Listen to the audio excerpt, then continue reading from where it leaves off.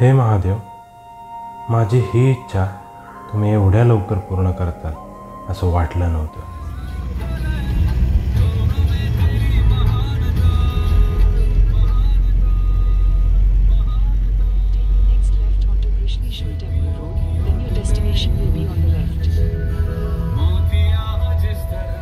कृष्णेश्वराला तुमचं दर्शन मला गाभाऱ्यात येऊन घेता नाही आलं. पैशाचा बाजार झालाय सगळीकडं नुसता. लाईनला उभं राहा. बरं ठीक आहे, शिस्तीत दर्शन घ्यावं म्हटलं म्हणून लाईनला उभं राहिलं. पण लाईनला 2 तास उभं राहून देखील समोर तुमचं मंदिर दिसतंय. फक्त तुमच्या गाभाऱ्यापर्यंत आम्हाला पोचण्यासाठी अनिश्चित वाट पाहावी लागेल. हे मनाला पटलं नाही. आज वेळ कोणाकडेच नाही. वेळ घालवायचा नसेल तर भरा पैसे, फाडा पावती, घ्या VIP दर्शन. अरे ज्याच्याकडं पैसेच नसतील त्यानं काय करायचं? अंगाला भस्मपासून रुद्राक्षमाळा हेच आपलं आभूषण. मग ही लोक इतकं का करतात बरं? श्रद्धा, हो श्रद्धेसाठी मान्य आहे. पण महादेव, तुमच्या दर्शनासाठी पैसे मोजावे लागतात हे मनाला पटत नाही.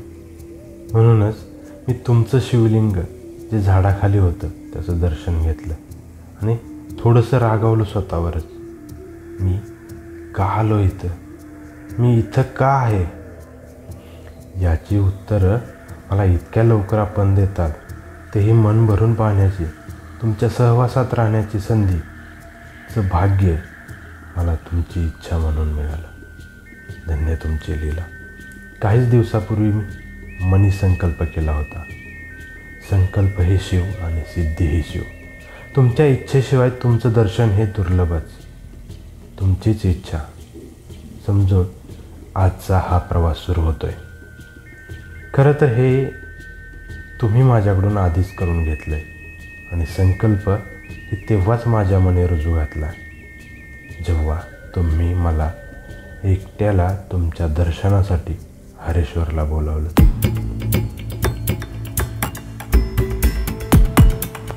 धन्य आहे तुमचं अस्तित्व. तुमच्या इच्छेनं माझं मार्गदर्शन केलं.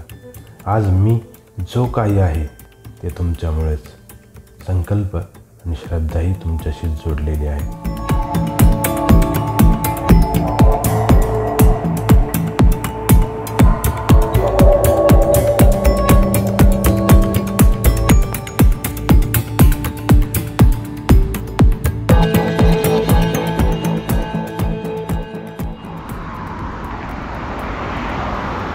तर सुप्रभात मंडळी सगळ्यांना. मी निलेश स्वागत करतो तुमचं एका नवीन व्हिडिओमध्ये. नॅशनल हायवे NH4 म्हणतो आपण त्याला. मी वेळामध्ये आलो आहे आणि हा जातो पुण्याकडे आणि इकडे सातारा. आणि इथं आपली गाडी पार्क केली आपण. हा जातो सोळशीला.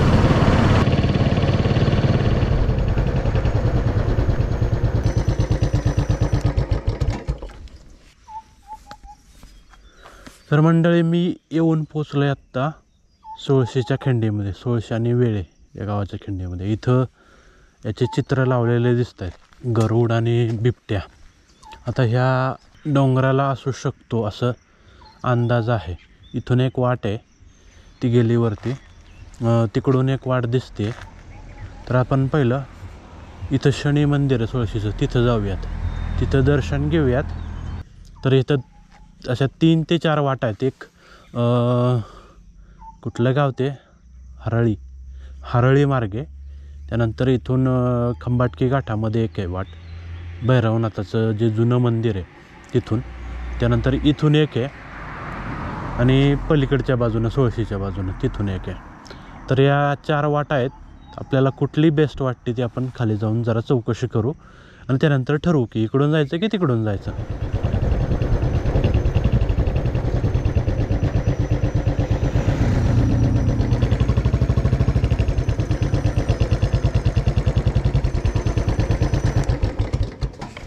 ते कुत्र्याची छोटीशी गोंडस पिल्लं दिसत आहेत. यो ऐ ऐ ऐ यो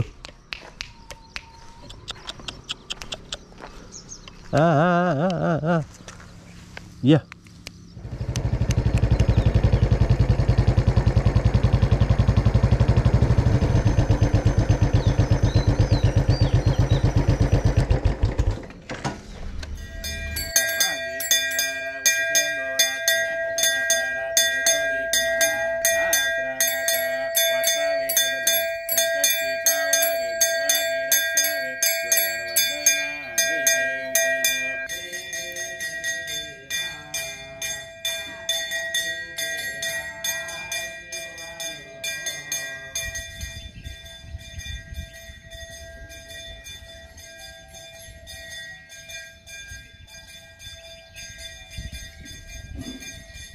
मस्तपैकी दर्शन झालं. आता आपल्याला वाट निवडायची. मला तर मॅपमध्ये त्या तिकडली वाट ठीक वाटते, तर त्या वाटेने आपण जायचं ठरवलं आहे. पण अजून पण विचारायला हवं, कारण की पावसाळी वातावरण आहे. मागं पाऊस पडायला झाला आहे एकदम, आणि मध्ये कुठं अडकलं पावसात तर गडबड व्हायची.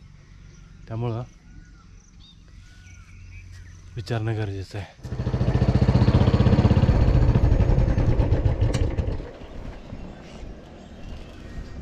होय हो,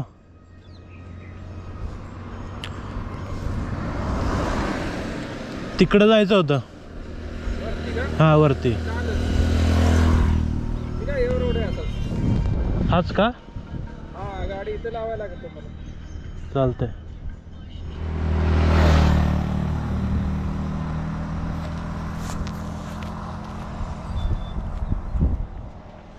इथल्या दादांनी मस्तपैकी मार्गदर्शन केलं कसं जायचं, वाट कुठली सोपी आहे आणि किती वाटा आहेत. ही अशी वाट दिसायला लागली आता हळूहळू. समोर डोंगर उभा ठाकल्यासारखंच आहे. तर मंडळी, आज आहे 8 जुलै आणि सकाळचे 8:30 होत आहेत. 8:30 होत आहेत. सकाळी निघालो आहे लवकर, पण एक काम असल्यामुळं थोडंसं इकडे यायला उशीर झाला. तर मंडळी, माझी इथं येण्याची ही पहिलीच वेळ आहे, त्यामुळं मी वाट विचारत आलो आहे. साधारण ते सफर दिसते का, पत्र्याचं शेड, तिथून इकडे आलो. इथून या जाळीपासून आत्ता इथं आलो आहे. तर तुम्हाला यायचं असेल तर वाट सोपी आहे, सहज लक्षात येण्यासारखी आहे, पण चुकून आहे. त्यासाठी इथल्या लोकांचं मार्गदर्शन घ्या, म्हणजे ट्रेक लवकर आणि पटकन पूर्ण होईल. सो असा हा इथला परिसर. समोर ओम दिसतोय, तर तिकडे जायचं आहे आपल्याला. बऱ्याचदा काही लोक म्हणतात की एकटं फिरत जाऊ नको, पण एकटं प्रवास करण्याच्या फिरण्याच्या फायदे आहेत, तसेच तोटे पण आहेत. आपण तोट्याचा विचार न करता जी वेळ आहे त्या वेळेचा कसा फायदा उठवता येईल, आणि जे आपण नियोजित केलेली ठिकाणं आहेत की जिथं मला जायचं आहे, जाऊन यायचं आहे, अशा ठिकाणी जाऊन येणं महत्त्वाचं आहे. जे आवाक्यातले ट्रेक तरी करणं महत्त्वाचं. आता हा ट्रेक पण खूप वर्ष झालं माझ्या लिस्टमध्ये होता, तर ती वेळ आली. आज मी ठरवलं की जायचंच. 2-3 जणांना फोन केले सकाळी सकाळी, पण कोणीच रिसिव्ह केला नाही. काय हरकत नाही, काढली गाडी निघालो. साधारण असा खडकाळ बागीचा दिसतोय. बराच मोठा खडक आहे उघडा झालेला.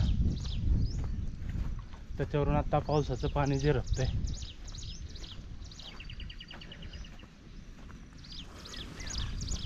पाऊस येतोय, ऊन लागतं, थंडी वाजते, म्हणून घरात बसणं जुळणार नाही बाबा आपल्याला. प्रवाही राहिलं पाहिजे, असं कायम वाटत राहतं. आता जवळपास आठवडा झाला असेल कुठला ट्रेक केला नाही. आज म्हणलं कुठल्याही परिस्थितीत ट्रेक झालाच पाहिजे. कोणीसोबत येऊ नाही तर नको येऊ.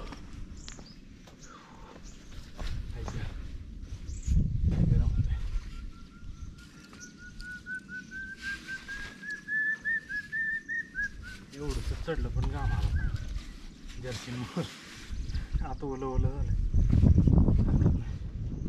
काय करू त्याला असं असं काय कसं करते तर असं घेऊया. बांधलं नाही ना त्यामुळं आता चला एका टप्प्यावर आलो. इथून आपल्याला डोंगर सुद्धा दिसतो. त्यानंतर ही सोळशीच्या शनी मंदिराची साईट पण दिसते.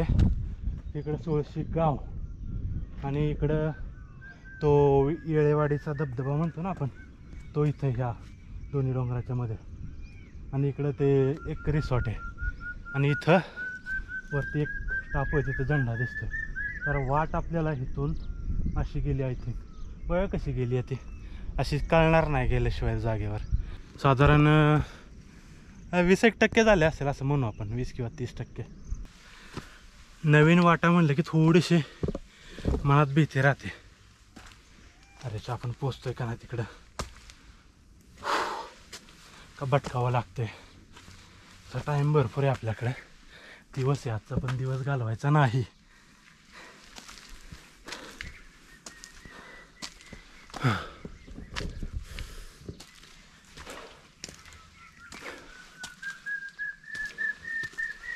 हा पक्षी फक्त ओरडतो तेवढंच. असे 2-3 दिसतात इथं. एक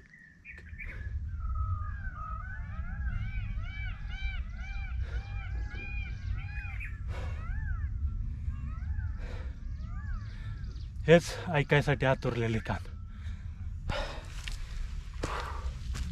इथं मस्त असे दगड आहेत, ठीक आहे बसण्यासारखे, तिथं बसता येईल, फोटो काढता येईल. पण फोटोग्राफीचा आपल्याला इतका शौक नाही आहे. काय असेल ते व्हिडिओमध्ये. तर आपण त्या ध्वजाजवळ पोचलो आहे. आता इथून जरा काढा प्यायचे. आलो. बराच प्रदेश कवर होतो इथनं, पण वातावरण जर क्लिअर असेल ना, ह्युमिडिटी भरपूर आहे पावसामुळं. तर मंडळी आपण इथं या ध्वजाजवळ आलो आहे आणि इथून आपल्याला तो ओमचा पॅच दिसतोय. तिथे इथं आल्यानंतर खूप सारे सेल्फी पॉईंट दिसला आपल्याला दगडी. मला वाटतं इथं ड्रोन अस्त्र काढावं का, काढलं तर बरं होईल. पाऊस नाही तोपर्यंत उडवून घ्यावं, कदाचित वरती नाहीच मिळाला वेळ तर.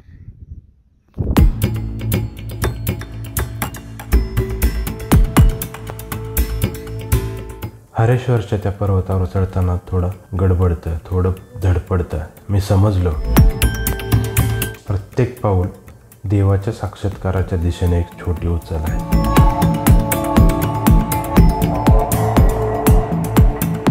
तिथं असताना जंगलाच्या सावल्यामध्ये मी एका विचाराच्या सापळ्यात अडकत होतो. हे महादेव, तुमचं अस्तित्व असे कुठंतरी दिसून येतं जेव्हा श्रद्धा माझ्या हृदयस्थान घेते.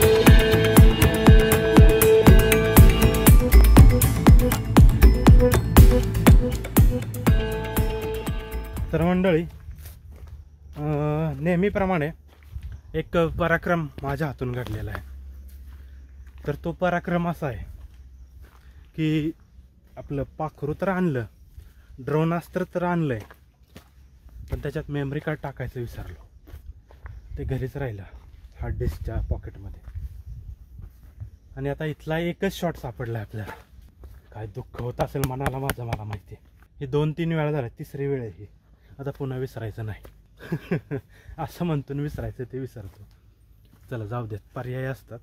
विसरलं म्हणून काय बिघडलं नाही. थोडंसं स्लो स्पीड असणार एक मेमरी कार्ड आहे आपल्याकडं, जे गोप्रोमध्ये असतं. तर ते आपण ह्याच्यासाठी वापरू शकतो. त्यातला सुद्धा अर्धा स्पेस आहे आपल्याकडं. मेमरी कार्ड आहे 64 GB आणि त्यातला अर्धा स्पेस म्हणजे 32 GB जवळपास आपल्याकडे आहे. खूप झालं तेवढं. ओम भारी काढलाय बरं का, इथून दिसू लागलाय, जवळच आहे. तर मंडळी हरकत नाही, आपण पर्याय निवडूया. विविध पर्याय उपलब्ध असतात, अडून राहायचं नाही त्या गोष्टीवर. ही अशी वाट येते इकडून. ओम ह्या बाजूला राहतो इथं आडवा, आणि इथून एक थोडंसं झाडीचा रस्ता आहे. तर ह्या अंगाने ओमच्या उजव्या अंगाने आपण जातोय. ओमपासून थोडंसं वरती आल्यानंतर इथे एक चौक लागतो, एक सरळ जाते वाटेने एक अशी छेद रस्ता आहे. तर हा रस्ता ओमकडे जात असावा, आणि हा रस्ता सरळ जो गेला आहे तो मंदिराकडे, हा बहुतेक हरतळीच्या बाजूने आलेला असावा. आपण ते चेक करू नंतर. तर मी सरळ रस्ता निवडतोय, जो रस्ता आलो त्या रस्त्याने सरळ, कारण की इथं मळलेली वाट आहे चांगली. जरा आता झाडीचा पॅच सुरू झाला आणि दुःख पण उतरलं आहे. घनदाट जंगल आहे बरं का, प्राणी इथं असू शकतात. खाली रगड म्हटलं आहे, तर त्यांना थोडंच विचारून येणार आहे आम्ही डोंगरात जाऊ का. मुक्त आहेत ते, कुठेही कधीही जाऊ शकतात. त्यामुळं आवाज करत बोलत गेलेलंच बरं. ज्ञानीधन ते जागे होऊन बाजूला तरी जातील, नाही तर सावध तरी होतील.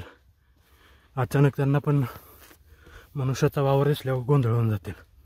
तर घाम आलाय, थोडासा दाब पण लागते, खडे चढाने ना, त्यामुळे बोलताना त्यामुळं एवढा स्पेस निर्माण होते. तेवढं तर नक्की समजून घ्याल तुम्ही. उभं राहून बोलायचं म्हटलं की ते एवढं होत नाही, नॅचरल होत नाही. सो हा मार्ग, हा पर्याय. इथं अशी काळी आणि चिकट माती आहे घसरण्यासारखी.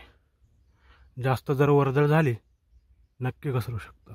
अजून किती आहे काय माहिती. धुक्यात दिसतंय अजून वरती खूप सारं लाईट चमकायला लागले. तिथली लाईट आहे बरं का वरती. आईला हे टापूवर टापू आहेत बरं का. बघितलं का, सपाटी आली, सपाटीवर आणखीन असं चबुतरा चढवल्या का. तर वरती अजून एक पॅच आहे, त्याच्यावरती मंदिर दिसू लागलं, कळस आणि शिखर. लाईट आहे वरती, ग्लो करते. आणि धुकं बऱ्याचदा डोंगरावर पाहतो अशी मुरुमाची जमीन असते, खडकाळ जमीन असते, तांबडी माती असते. तर इथं हा डोंगर विशेष आहे काही विशेष डोंगरापैकी, की इथं काळी माती आहे, जी आपण नदी किनारी वगैरे बघतो. तर हे भौगोलिकदृष्ट्या इथलं विशेष म्हणता येईल. पिंपरणीची खोडं लावलेली आहेत, बहुतेक गेल्या वर्षीची असावीत असा अंदाज येतोय, किंवा आत्ताही लावली असतील पावसाळ्यात. झाडीतून थोडंसं वरती आल्यानंतर ही अशी सुंदर अशी दगडाची वाट मंदिराकडे नेते. जास्त वेळाचा नाही, पण साधारण तासभराचा हा ट्रेक आहे आणि सोपा आहे. असे टप्पे आहेत, टप्प्यावर थोडं विश्रांती घेता आलं तर काहीच वाटणार नाही. आणि शक्यतो सकाळचं आलं तर हा ट्रेक व्यवस्थित होतो. म्हणजे कुठलाही ट्रेक घ्या, आपल्याकडे वेळ असतो, आपल्याला एक्स्ट्रा पाहायला मिळतं किंवा एक्स्ट्रा वेळ मिळतो तिथं त्या जागेवर घालवायला.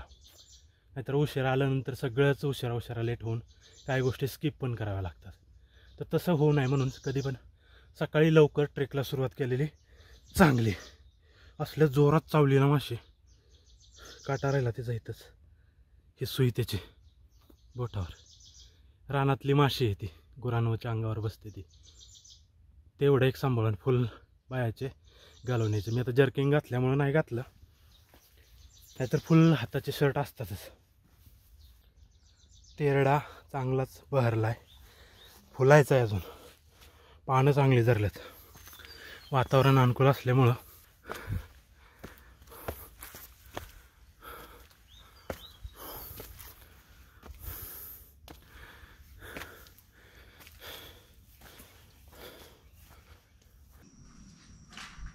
शंभो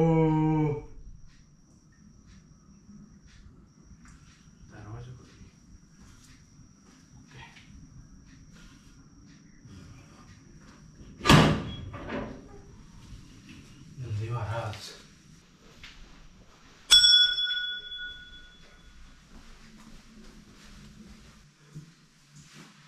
शंभो.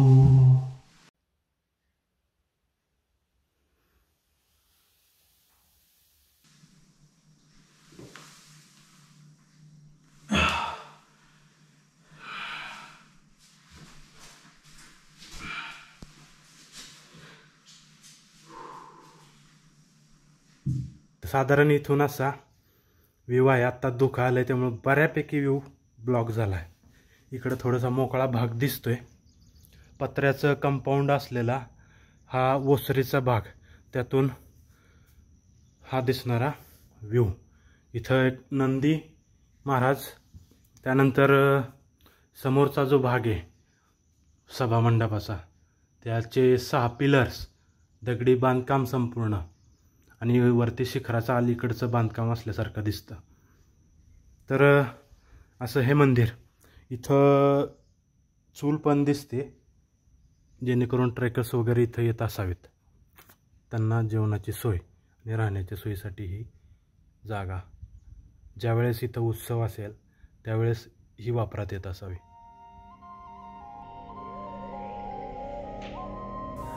त्या ट्रेकच्या प्रत्येक पायरीवर झाडांच्या सावल्यामध्ये, वाऱ्यामध्ये, शिळशिळाटात तुमचं अस्तित्व जाणवत होतं. पैसा, अधिकार, प्रतिष्ठा या सगळ्यापासून दूर त्या शांतीच्या मार्गावर मी तुमचं खरं दर्शन घेतलं. तेव्हा कळलं, दर्शन हे डोळ्यांनी नव्हे तर हृदयाच्या गाभ्यातून होतं. तुमचं असणं एखाद्या विशिष्ट देवळात नाही, तर प्रत्येक श्वासामध्ये आहे.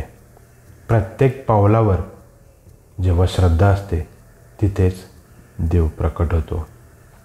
हे महादेव, तुमच्या दर्शनासाठी आता मला कोणत्या रांगेत उभं राहायचं नाही, कारण माझा अंतरंगच गाभारा झाले आणि तुम्ही त्यातले नांदणारे देव.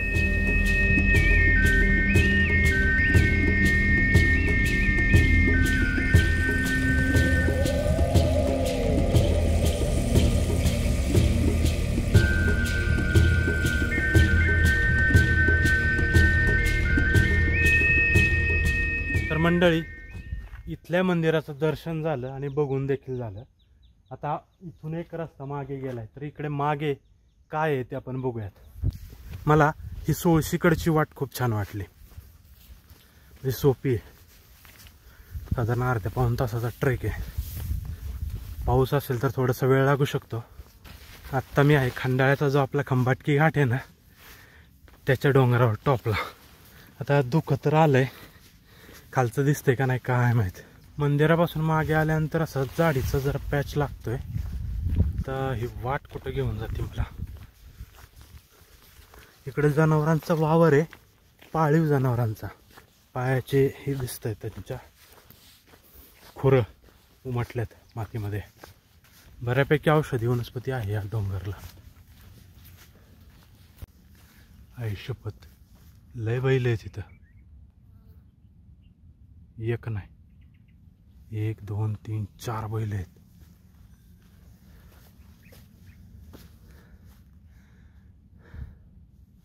आता ही सगळी मोकळी बैल आहेत. पुढं काय आपल्याला जाता येणार नाही असं दिसतंय. काय रे बाबा, जाऊ का पुढं? सांग, मान तरी डोलव.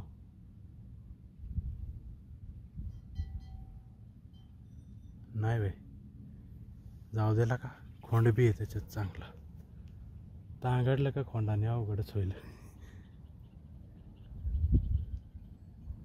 1, 2, 3, 4, 5, 6 बैल आहेत. चला जाऊ द्यात. मी माघारी जाऊ. एक तिथं हे दिसतंय, ते मांडवा लावतोय. नको बाबा.